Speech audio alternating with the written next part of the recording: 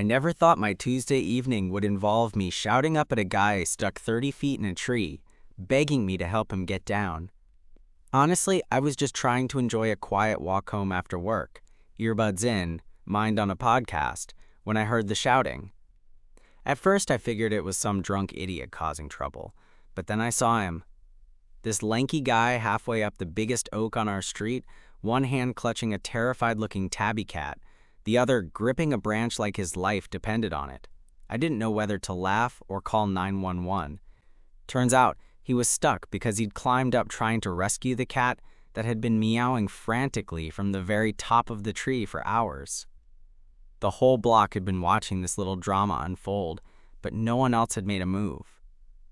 Except for him. He looked like he had zero idea what he was doing. Branches cracking under his weight, face flushed red, and I could tell this wasn't some casual tree climber hobby. More like pure desperation. So there I was, standing by the curb, staring up at this guy who was clearly in over his head. I'm Michael, by the way. Just your average guy who works in a bookstore and definitely prefers solid ground under his feet. Helping people in life or death tree situations isn't exactly on my resume, but watching him up there, struggling and talking to the cat like it was the most important thing in the world, I felt this weird pull. Part sympathy, part curiosity. Honestly, he was kind of cute. Messy dark hair, glasses slipping down his nose, and this earnest, slightly panicked look that made me want to do something. Hey, I finally shouted, trying to figure out how to sound confident when I had zero clue what I was doing. You need a hand down? My voice probably cracked, but I hoped it sounded reassuring. He turned his head slowly, eyes wide, like I was some kind of superhero. Yes, please, I'm so stuck. I'm really sorry if I'm bothering you. Not bothering at all. I called back. Do you want me to call the fire department or something? No. He was shaking his head fast. I just need a little help getting down. I think I can hold on, but I don't want to fall. There was this honesty in his voice, like he wasn't some show-off or prankster, just a regular guy who made one risky choice for a cat he didn't even know. I found myself laughing a little, which probably sounded weird from the sidewalk, but I couldn't help it. All right, I said, squinting up at the tangle of branches and leaves. I'll help. Let's figure this out. Turns out, helping someone down from a tree with no ladder and zero climbing experience is way harder than it sounds. But as I started shouting instructions and moving carefully beneath him, something about the whole ridiculous situation made me realize I wanted to know how this night was going to end. Would he get down safe? Would the cat survive? And maybe, just maybe, would I get to talk to him without the tree between us? I had no idea at the time that this weird little rescue mission would turn into one of the most unexpectedly memorable nights of my life. But for now, all I knew was that the guy stuck in the tree, holding a scared cat and looking utterly helpless, needed me. And I was oddly glad to be there. I took a deep breath and looked up again, trying to figure out the best way to help without either of us ending up on the pavement. The branches were thick, but the angle didn't look friendly for climbing. I mean, I'm not exactly Spider-Man, and I didn't have any gear or anything. Just me and the hope that I wouldn't screw this up. Okay, here's what I think, I called up. If you can shift your weight a little to the right, there's a lower branch that looks solid. Maybe you can try to swing down there first? He squinted down at me, then back up at the branch like he was doing some mental gymnastics. You think I can? He asked. His voice sounded way less panicked now, a little more hopeful. Yeah, I mean, probably, I said, trying to sound more confident than I felt. Just take it slow. I'll be right here. He moved carefully, inching his body toward that lower branch. The cat, which he'd been holding like a precious little package, started squirming a bit. I could hear some nervous meowing, which made my heart clench a little. I don't want to be that guy who lets a cat fall out of a tree, you know? Easy there, buddy, the guy said softly. I got you. The branch creaked alarmingly, and I held my breath. But then he swung his leg over and grabbed it with both hands. Okay, made it, he said, sounding relieved. I let out a breath I didn't realize I was holding. Nice. Now, one more move. and you're practically a professional tree climber." He laughed, and it was such a genuine sound, like he was happy to be alive and still talking to a stranger on the street. "I'm definitely not, but thanks." Then he looked down, eyes locking with mine for the first time in a way that made me suddenly aware of how close he was to me. Well, vertically close. Dark eyes behind the glasses, a little embarrassed smile. "I'm Ethan, by the way." "Michael," I said. I didn't know why, but that felt important to say, like introducing myself would make this whole weird situation less crazy. "Thanks for helping me out," he said, then glanced down at the cat, which was now nestled safely against his chest, purring a little. "I was a bit of an idiot for climbing up here without a plan. I'd say you're a hero, not an idiot," I told him. "I mean, not everyone would risk life and limb for a cat." He shrugged, but there was this softness in his eyes that made me think maybe he wasn't so sure about that. I guess I just didn't want to see it stuck up here all night. Poor thing sounded miserable. We stood there for a moment, me on the ground, him half in the tree, an awkward but kind of warm silence settling between us. Then, suddenly, Ethan's foot slipped on the branch. "Whoa!" I shouted, reaching out instinctively, even though I was a good couple of feet away. He grabbed the branch tighter, but I could tell that wasn't going to hold much longer. "Hang on!" I yelled. "I'm coming up." "Wait, no, don't," Ethan protested, but I was already moving toward the tree. Here's the thing. I'm not great with heights. I get vertigo just looking over a balcony sometimes. But something about Ethan's scrambling and the desperate meow of the cat pushed me past that. I grabbed the lowest branch and hoisted myself up, surprisingly agile. Maybe all those years playing basketball helped with the upper body strength. Ethan looked relieved, but also kind of surprised. "Thanks," he said, his voice softer now. We were close, too close to back out now. I reached for his hand as he steadied himself, and our fingers brushed. That small contact sent this weird jolt through me, like static electricity you get when you shuffle your feet on carpet. I had no idea why it felt so electric, but I didn't pull away. "All right," I said, trying to keep my voice steady as I climbed higher and helped him down branch by branch. The cat stayed calm, nestled in Ethan's arms, which was a relief. When we finally got back to the ground, my legs were shaking more than I wanted to admit. Ethan grinned, brushing a strand of messy hair from his face. "Thanks for the rescue," he said. "No problem," I replied, still catching my breath. "You okay?" "Yeah, thanks to you." He gave that shy smile again. "I owe you one." We stood there for a second, the cat now, in Ethan's arms, safe and sound. The street lights flickered on as dusk deepened, casting a warm glow over the quiet neighborhood. "So," I said, suddenly realizing I didn't want the night to end like this, "do you want to grab a coffee or something? Maybe sit down and tell me what made you risk climbing that tree."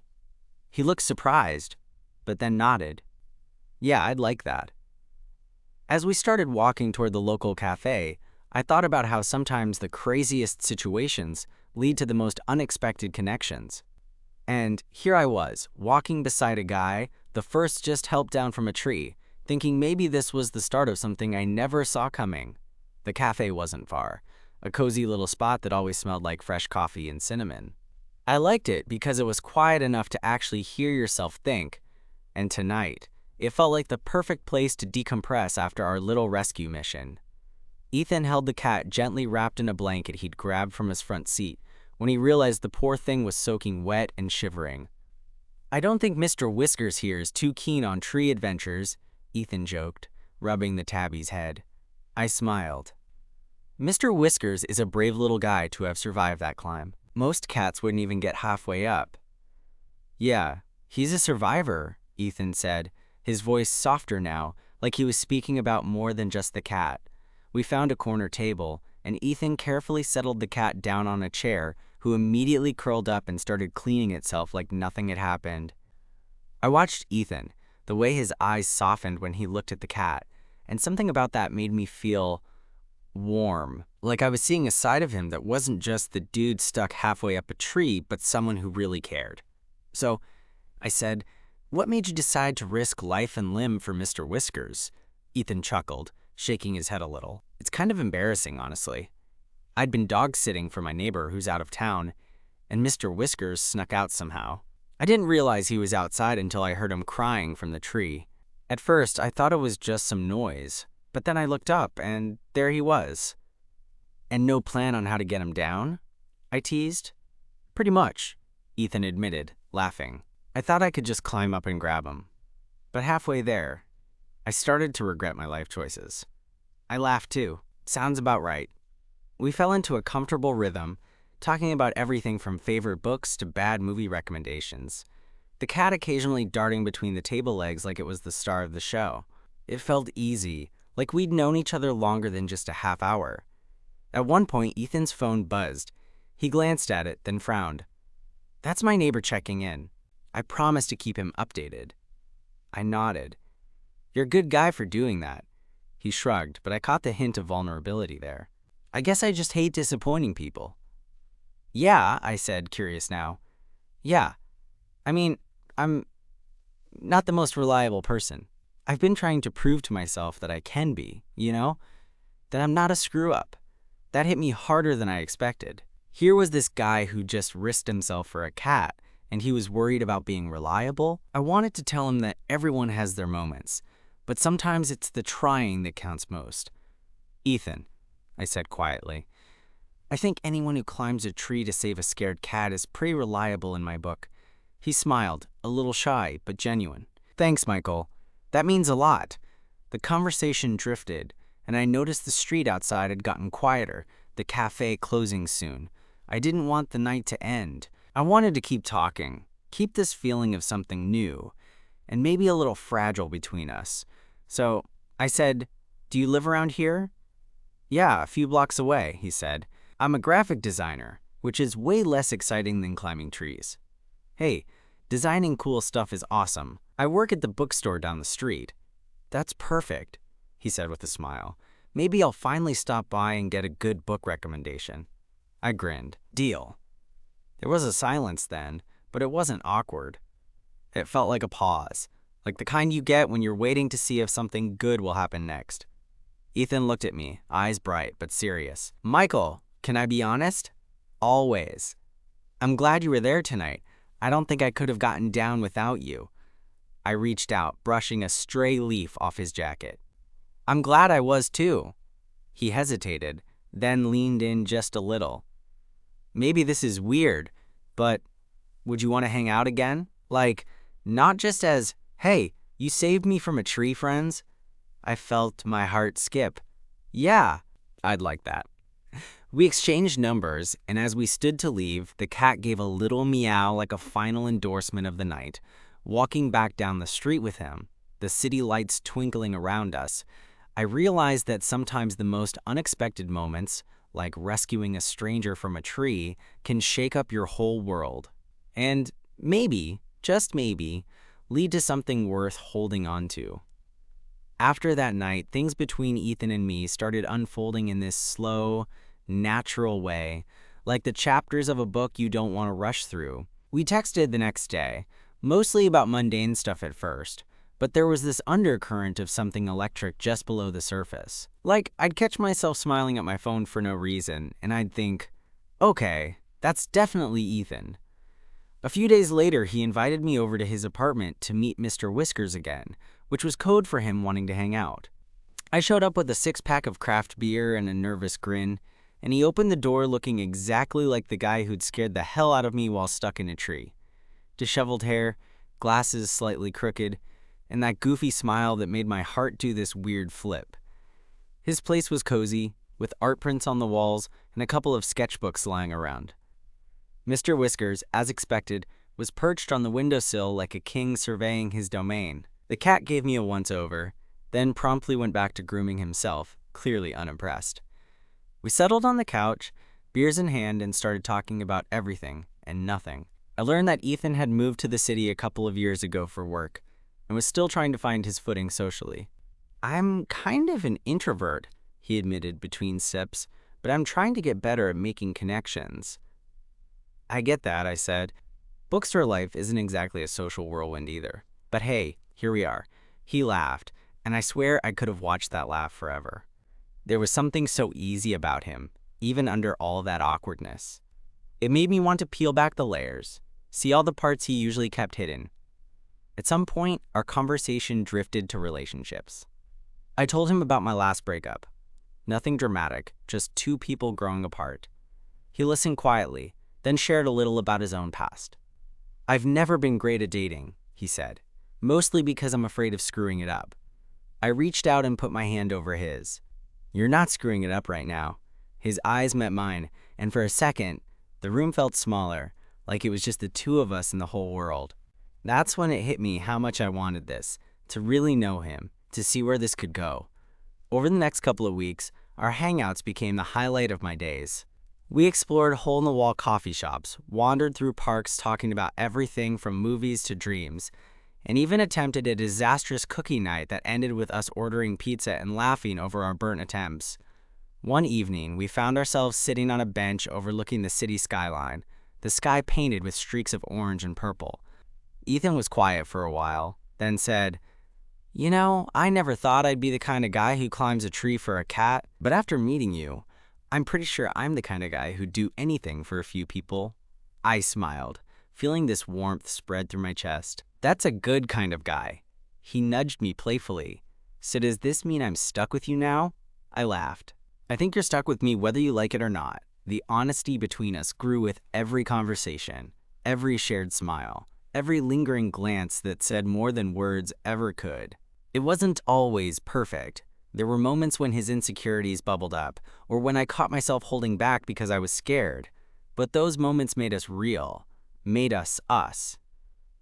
One night, as we were saying goodbye outside his apartment, it was late and the street was quiet.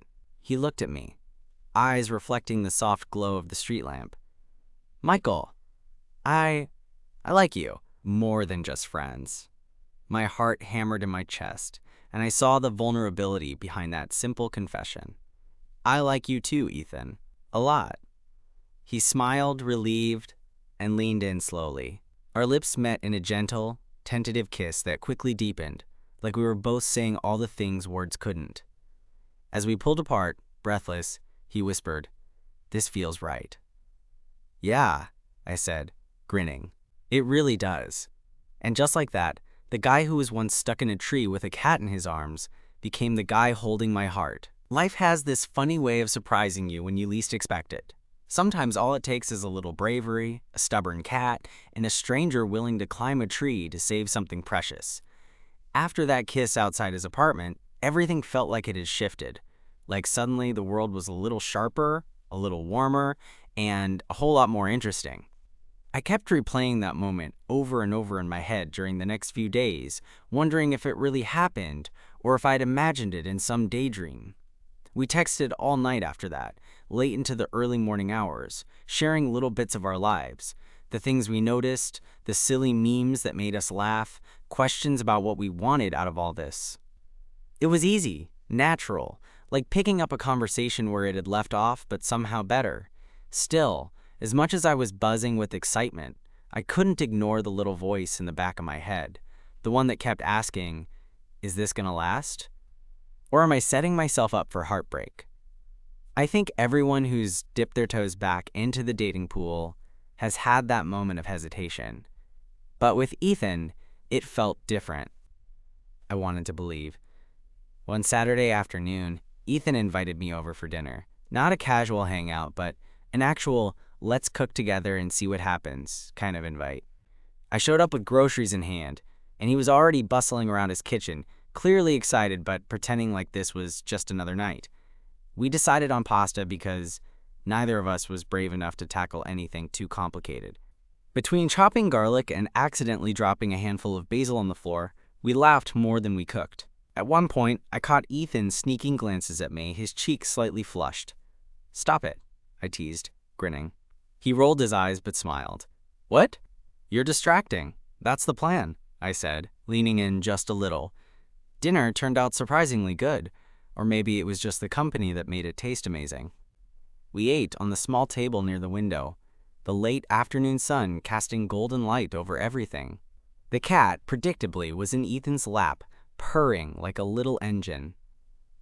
After dinner, we sprawled on the couch, a blanket thrown over us, and the conversation slowed down to comfortable silence. I could feel his hand inch closer to mine, and when our fingers finally intertwined, it was like the last piece of a puzzle clicked into place. But then, just as I was sinking into that perfect moment, Ethan's phone buzzed. He glanced at it, his brows furrowing. "Everything okay?" I asked. He hesitated, then sighed. "It's my neighbor." Apparently, the cat's owner called the building manager, and they're threatening to report Mr. Whiskers as a stray. I don't think they want the cat back. That hit me harder than I expected. I looked at Ethan, whose eyes were clouded with worry. "What does that mean for the cat?" "I don't know," he admitted. "I've been trying to find a way to keep him, but it's complicated. The apartment complex has strict pet rules, and I'm not even sure if I'm allowed to have Mr. Whiskers here." We sat there, both silent for a moment, the weight of the situation settling over us. It felt unfair, like all this fragile happiness was suddenly threatened by a leash we couldn't see, but could certainly feel tightening. "I don't want to lose him," Ethan said quietly, his voice breaking a little. "Hey," I said, squeezing his hand, "we'll figure something out. You're not alone in this." He looked at me, eyes glossy now, and I saw a side of him I hadn't before, the vulnerability beneath the brave, tree-climbing guy. It made me want to protect him, to fight for this tiny family we were building. Over the next few days, we became this weird little team, trying to navigate the mess of rules and red tape. We reached out to local shelters, talked to the building manager, even considered finding a pet-friendly place together. It was stressful, but through it all, Ethan and I grew closer. We learned how to lean on each other, how to communicate when things got tough. One night, after a particularly frustrating call with the management office, Ethan looked exhausted. I pulled him into a hug, feeling how his body trembled just a bit. "You're doing everything you can," I whispered. "And whatever happens, we'll figure it out." He nodded against my shoulder. "I don't know what I'd do without you." That kind of honesty isn't easy to come by, and I held him tighter, deciding then that whatever the future held, I wasn't going anywhere. The day we finally got the okay to keep Mr. Whiskers was one of those moments you wish you could freeze forever. We celebrated with bad takeout and too much wine, sitting on the floor surrounded by empty containers and a very content cat who seemed to approve. As the night wore on, Ethan and I found ourselves tangled together on the couch, the kind of quiet intimacy that doesn't need words. I looked at him and felt something swell in my chest. Pride, affection, hope. "Michael," he said softly, brushing a strand of hair from my face. "Thank you for being here. For everything." I smiled, leaning in to kiss him gently. "Thank you for trusting me." And in that moment, with the city lights flickering outside and the soft purr of a cat nearby, I realized that sometimes life's biggest challenges bring the most unexpected, beautiful rewards. Those quiet moments on the couch, with Ethan's fingers tangled in mine and Mr. Whiskers snoozing peacefully nearby, felt like something out of a movie. And I wasn't just talking about the cheesy rom-com kind. It was real, messy, imperfect, and somehow exactly what I needed. But as with most things that feel just right, life wasn't about to let us coast without throwing a curveball our way. A few days later, Ethan invited me over again, saying he had something to show me. I arrived to find him in his usual spot by the window, sketchbook open, pencil in hand, and a look on his face that was a mix of excitement and nervousness. "Okay," he said, holding up the sketchbook like he was unveiling some grand masterpiece. "I've been working on a project for a while now, but I wasn't sure about showing it to anyone." Curious, I leaned in to look. The page was filled with illustrations, delicate line drawings of trees, leaves, and cats. Then I noticed a small figure of a guy halfway up a tree, reaching out to a cat perched on a branch.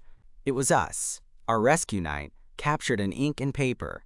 "It's beautiful," I breathed, touched in a way I didn't expect. "You really captured everything. The tension, the hope, the cat's attitude." Ethan blushed, looking down at the page. "I guess it means a lot to me." That night, it changed something. I started seeing things differently. Like maybe I'm capable of more than I thought. I reached out, tracing the lines softly. "You are, and I'm glad you let me be part of that." There was a pause, then he looked up, eyes searching mine. "Michael, can I ask you something a little personal?" "Shoot." He hesitated, then said, "Do you think I mean, with everything that's happened. Are you really sure about us? I wasn't surprised. I guess after years of feeling like he wasn't reliable, the idea of being with someone who cared was new and scary. Ethan, I said gently, I'm sure because you're real. You're not perfect, and neither am I, but we're trying, and that's what matters. He smiled, that shy, hopeful smile that had become my favorite. Thanks, Michael. That means everything. We talked late into the night after that, opening up about fears, dreams, and what we wanted from life. It wasn't always easy, and sometimes old insecurities crept in, but with every conversation, we built something stronger. One weekend, we decided to take Mr. Whiskers to the park. It was his first real adventure outside the apartment, and watching Ethan gently hold him while the cat sniffed the grass with cautious curiosity was one of those moments I wanted to freeze forever. See? Ethan said, grinning as the cat cautiously pawed at a dandelion. I think he likes it. I laughed. Yeah, he's probably plotting his next escape already. We sat on a bench and watched the world go by, the city alive with sounds and movement around us. It felt peaceful, like a small bubble of calm in the middle of everything. As the sun dipped low, Ethan turned to me and said, You know, I never expected to find someone like you in the middle of all this chaos. Me neither, I admitted, but I'm glad I did. He took my hand, squeezing it gently. So what's next for us? I thought about that for a second. Honestly, I don't know, but I want to find out. With you. He smiled, eyes shining with something I couldn't quite name but felt deeply. Yeah, me too. That night, as I walked home, I couldn't stop smiling. Life had a funny way of throwing you into unexpected situations, like helping a guy down from a tree and then surprising you with something you never saw coming. Ethan and I weren't perfect, but maybe that was the whole point. Sometimes it's the imperfect stories, the unexpected rescues, and the quiet moments of hope that make for the best kind of love. A few months later, Ethan and I were sitting in that same park, the one where Mr. Whiskers had taken his first cautious steps outside the apartment. The leaves were starting to turn, painting the trees in shades of amber and gold, and the air had that crispness that hinted at the coming fall. It felt like the perfect time to slow down and just be. We had settled comfortably into the kind of relationship where silence wasn't awkward, where holding hands felt natural, and where laughter came easily, even when things got messy. We'd faced hurdles, the uncertainty about the cat, the insecurities we both carried, the small misunderstandings that almost always happen when two people try to fit their lives together. But we'd worked through them, bit by bit, and that made this moment feel real and earned. Ethan looked over at me, a soft smile tugging at his lips. You know, he began, I used to think that rescuing a cat from a tree was just some impulsive, silly thing. But now, it feels like the start of everything. I smiled back, squeezing his hand. It was definitely the strangest way to meet someone, but I wouldn't change a thing. Mr. Whiskers sprawled between us on the blanket, stretched lazily, utterly content. Watching him made me think about how something so small and fragile had brought us together, how little moments can ripple into something much bigger than you expect. I'm glad you were there that night, Ethan said quietly. Not just to help Mr. Whiskers down, but for me. Me too, I said, feeling a warmth spread through my chest. Sometimes, you find people when you least expect it, in the weirdest ways, and they end up being exactly what you need. He leaned in, resting his forehead gently against mine. So what do you say? Ready to keep figuring this out together? I laughed softly. Absolutely. There in that park, surrounded by the fading light and the peaceful hum of the city, I realized that love doesn't have to be perfect or dramatic. It just needs to be real. Two people showing up for each other, day after day, ready to face whatever comes next. And honestly, I couldn't think of anyone else I'd rather be stuck with.